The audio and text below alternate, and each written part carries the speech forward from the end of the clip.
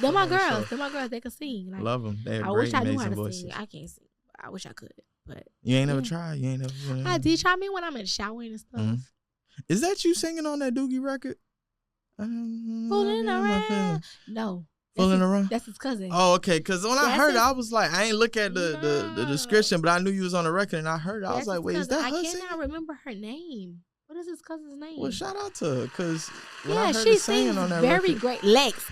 Forever Lex is okay. That's his cousin. That's who's singing on Fooling Around. Yeah. That's Lex. Lex has a great voice.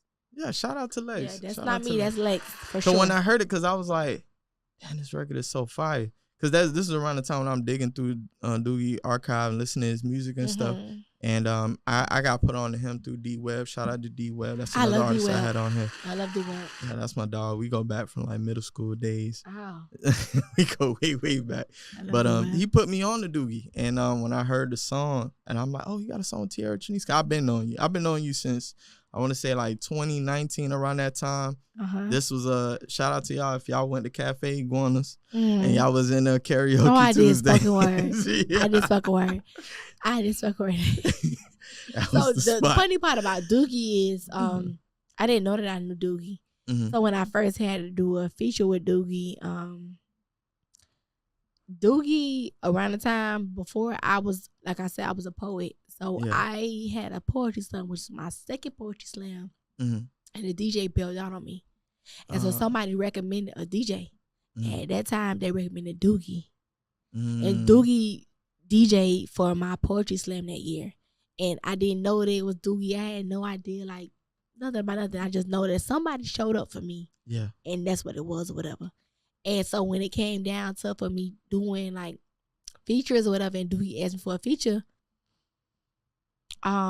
that's the first thing that like came to mind. And Doogie reminded me of it, like not reminded me of like, oh, I did something for you, but just like, oh, you remember when?